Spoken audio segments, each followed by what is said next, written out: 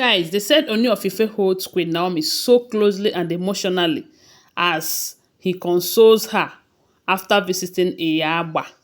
They said Iyagba also shed tears of joy. You know that this Iyagba happens to be the oldest woman in that palace. And they said while Queen Naomi was in the palace, she was so good to Iyagba. And most times they said Iyagba will go to, Queen Naomi will go to Iyagba and they will talk and talk and talk. After which they said they will pray for each other because Iyagba is a blind woman, very old, but they said she is also a seer. Anything that wants to happen to the palace, they said they normally show her that she is of royal blood and she have been the oldest in that palace. So everything that has to do with the palace, she normally have the feelings of it.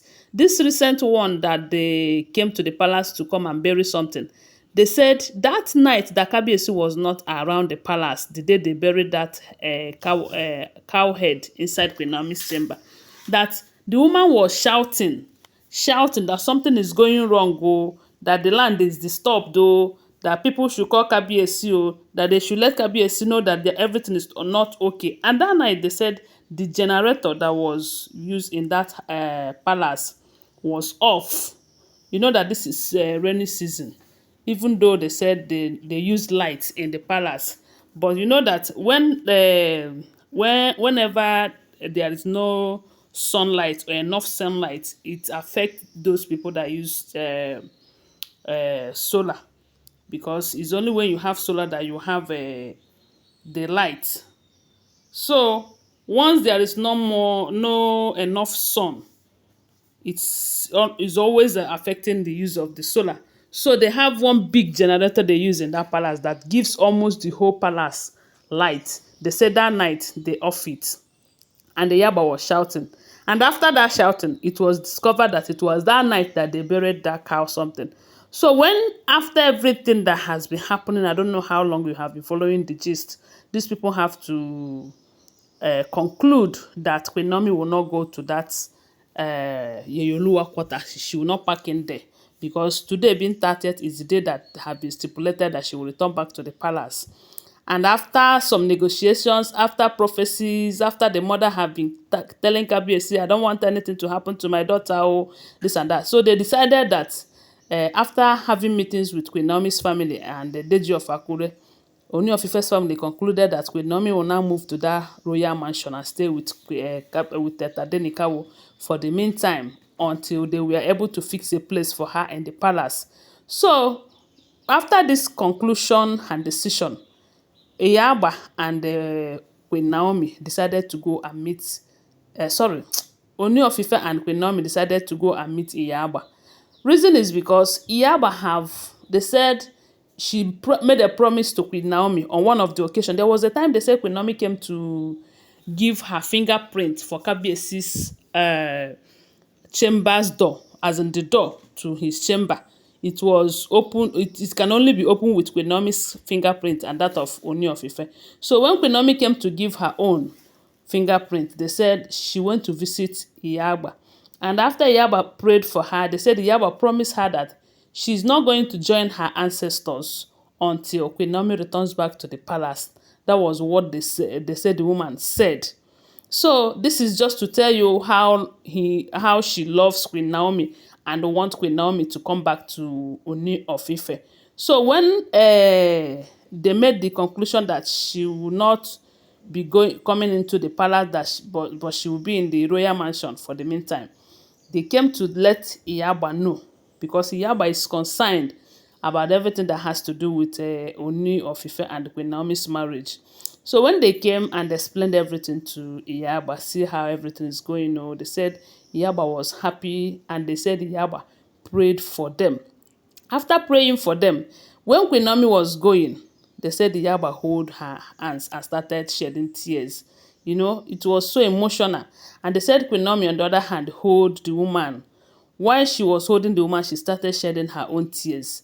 Then Kabiyesi on the other side, they say Kabiyesi is a king, but he has a very soft heart, that he is so emotional sometimes. So That was how they say Kabiyesi also hold Queen Naomi very close and started consoling her, telling her that it's okay, everything is fine, we are happy, at least God have answered our prayers. They say he hold her very closely and very tight, and also shed tears of joy, because to me that is tears of joy if this information is true, that they have make up and she have returned to that Lekki mansion to be with the husband. At least that will give Kabiyesi enough reason. Anytime these people give him uh, headache in the palace, he will just drive straight to Lekki Mansion and go and relax. If he likes, if he can spend the whole weekend there without asking them how far in that palace.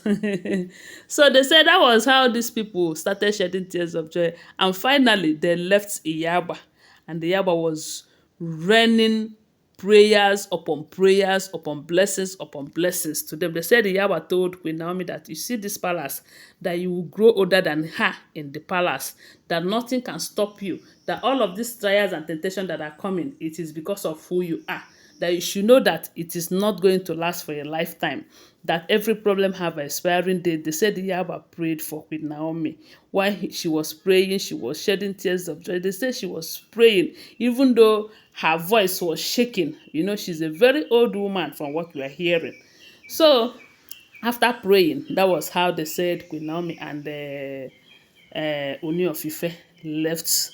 And I said, this is a good news. Oh, it is indeed a good news. You know, a lot of people think that because Kabiyesi is a king, he shouldn't be emotional. He shouldn't, you know. But let me tell you, Kabiyesi is very humble. He is indeed a humble king. There was this interview that he granted to one of the journalists I was reading. He said that people talk about him too much, yet people doesn't know half information about him. That because people talk about the other part of him without knowing the real him, that is why he was able to shield some of his achievements.